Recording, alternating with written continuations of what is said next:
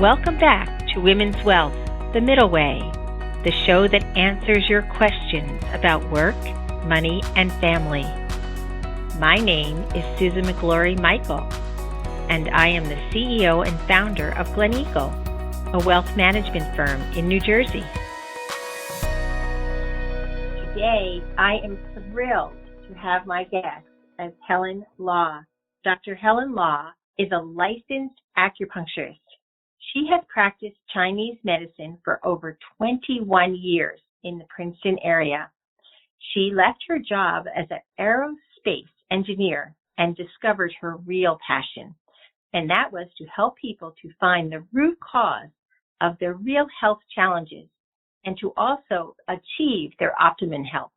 Today, Dr. Law is going to bring us such evidence of all her background of the neuroscience acupuncture to her practice. Helen has been voted New Jersey's top since 2010 doctor, and she has also recently published a book, Neuropuncture, Case Studies and Clinical Applications, and it's only, I know, one of her first of many to come. She frequently speaks also in many different topics of Chinese medicine, and that's why I've asked Helen to join us today, because she is so knowledgeable in so many different areas. And today we are going to focus on spring allergies. Helen, I know that winter's gone and we're all sort of celebrating, but all these trees and flowers and grass, they're all growing and it is beautiful. But so many of us that suffer from seasonal allergies say to ourselves, okay, but I do have a love-hate relationship with this. It's tough to go outside and to smell those flowers when I'm sneezing and my eyes are watering. I'd love to begin today by asking you, how many people actually are affected by allergies each year? And as they say, these seasonal allergies can cause, it's nothing to sneeze about, as we would laugh and giggle, but it's not a laughing matter. It's fairly serious. So could you start us off and tell us a little bit about that? Sure. Every year in the spring, people suffer allergy. They think this is something that have to suffer every year. But according to the research, actually 30% adults and 40% children, 15 million of Americans are affected. Okay, so it is actually ranking the third cause of hospitalization among kids under 15 due to asthma. Wow. And allergy actually turns out to be the sixth leading cause of chronic illness in the U.S. Seasonal allergies are nothing to sneeze at. People are just thinking, oh, I'm just sneezing and runny nose and all that. But allergy is triggering the body inflammatory substance such as histamine, prostaglandins, cytokines, tryptase, and leukotrienes. When they release and then causing allergic reaction, but when these actually cytokine release also can cause negative effect, brain function. So it's triggering people with the sadness and depression. Another study actually in 2018 found out if you actually have asthma, allergic rhinitis, or actually can sometimes causing the eczema during the springtime. This could increase your risk of developing a mental disorder. So just simple eczema in children could be really brain not functioning, and when they're in school or when you're at work, or this could be major. It's because HPA axis, which is actually hypothalamic pituitary adrenal axis in the brain, and is the endogenous regulator for allergic diseases. We found out recent research saying that allergy more severe with women than men. Wow. Okay, so imagine HPA axis also regulating hormones.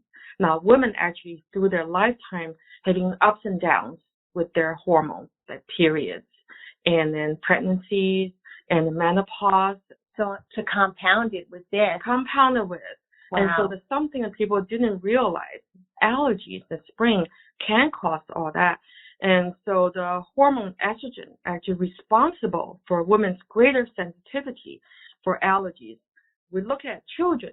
The boys actually at higher risk developing asthma and allergy under 10 years old. Now, compare boys and girls.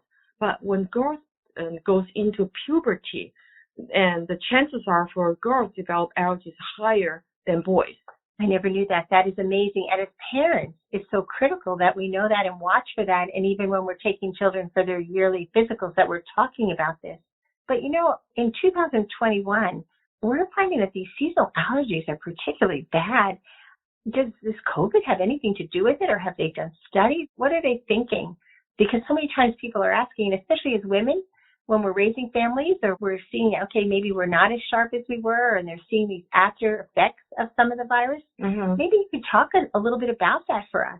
Last year, 2020, due to the COVID pandemic, everybody stays home. And also, we had a cold spring last year, so people suffer much less the spring allergy, but this is different. We had a really harsh winter, and then the spring came very fast, and we had a dramatic spike of the pollen production from the trees. Sometimes it's confusing because people start sneezing, have sore throat, running nose, and fatigue. They say, oh my gosh, do I have COVID? Or people actually, right now, a lot of people getting the vaccine, they have a similar kind of reaction, fatigue, body aches. So there's do I have COVID? Do I have adverse reaction from the COVID vaccine? Or I have allergies? So these are the questions coming to be this year, particularly 2021, tackling the allergy season. So important to find out what is that you're suffering. And I know you see so many patients. I don't know how you do it, your long days that you put in working, but trying to diagnose what it is and then treat them for what they have. So many times I think in life we're treated for things that we don't need to be, or we're putting things in our body that we don't need to. What are some of the things you're doing to help the people when they're coming in and they're saying, I don't know what it is, but I know there's something not right? Yes, we first diagnose, actually asking a lot of questions and finding out what actually is the cause of their discomfort. I want to talk a little bit about acupuncture for allergy particularly. Now, we all know that acupuncture has been successful treating a lot of different amazing array of health conditions. And acupuncture started about approximately 3,000 years ago in China.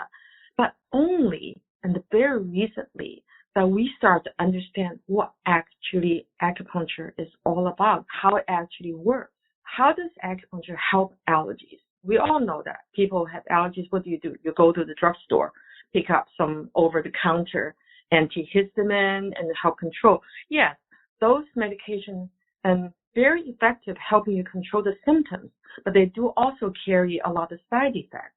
And you get a little bit of brain fog and you're confused and tired, dry mouth. And I just want to bring out something that people take a lot, which is Benadryl. Recent research showing that 54% of people being affected by long-term effect from Benadryl, they could actually develop into dementia. And then the short term are brain confusion, blurry vision. The drugs could be effective, but they also carry the side effect. Why is acupuncture effective? There's no side effect because acupuncture can reduce inflammation. And we know that the sneezing, the runny nose, it's an inflammatory condition. So doing acupuncture reduces inflammation in the body. Also, acupuncture also targets, we talk about the HPA axis in the brain. So that way, also reduce the chance for the anxiety and depression, also balancing the hormone for women. Wow.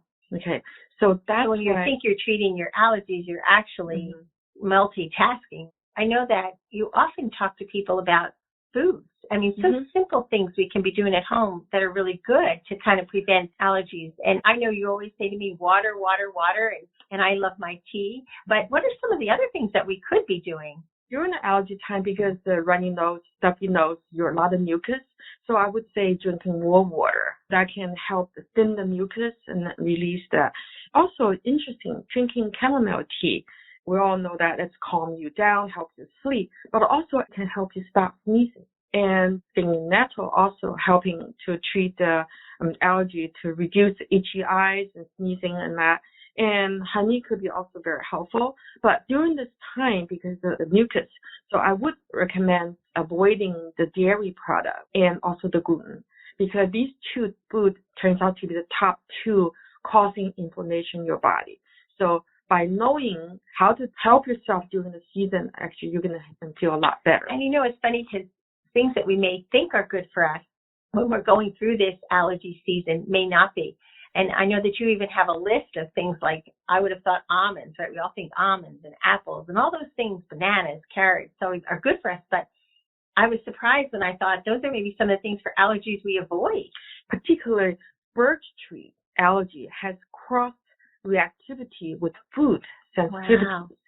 So in other words, not everybody is allergic to birch trees, okay? But for the people that are allergic to birch tree pollens, and so almond, apples, apricot, avocado, Wow. banana, carrot, celery, when you eat these foods, the symptoms actually got worse.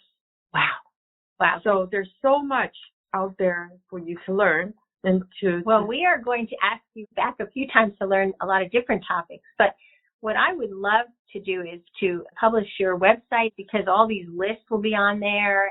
I know that you always, for years, have told people that give me a call, a 15-minute free consultation, just to answer that anxiety type of question.